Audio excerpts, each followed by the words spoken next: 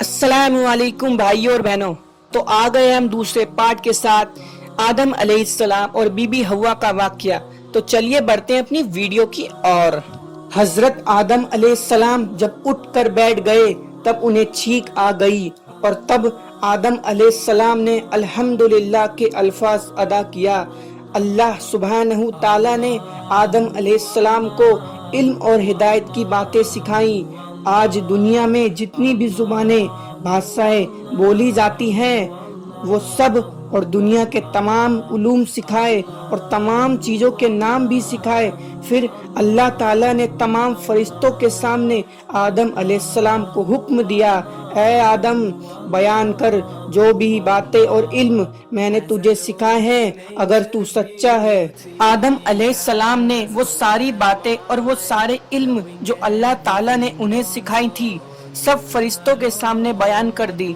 इस पर तमाम फरिश्तों ने एक साथ कहा, पाक है तू ऐ हमारे रब, बेशक तू जो जानता है हम वो नहीं जानते।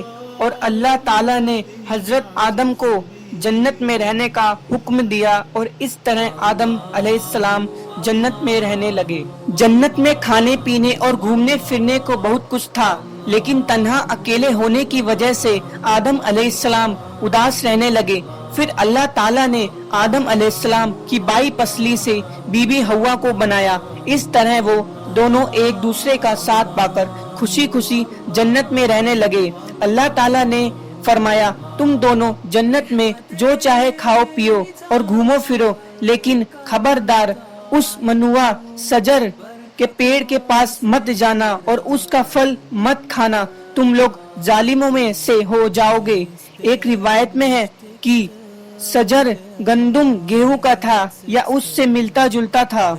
रिवायतों में आता है कि इब्लीस ने सांप की सूरत में बीबी हवा और आदम अलैहिस्सलाम से मुलाकात की और कहा, मैं तुम्हारे खैर खवा हूँ, तुम दोनों ने जन्नत के उस सजर फल को क्यों नहीं खाया। इस पर वो दोनों बोले कि हमें अल्लाह ताला ने उस सजर से दूर रहने के लिए कहा है, इसलिए हमने वो फल नहीं खाया। जब आदम अलैहिस्सलाम सो गए तो शैतान ने बीबी हवा को बहकाया और कहा, अल्लाह ताला ने तुम्हें वो फल खाने से इसलिए मना किया है कि कहीं वो फल खाकर तुम फरिश्ते ना बन जाओ और हमेशा के लिए जन्नत में न रहने लगो।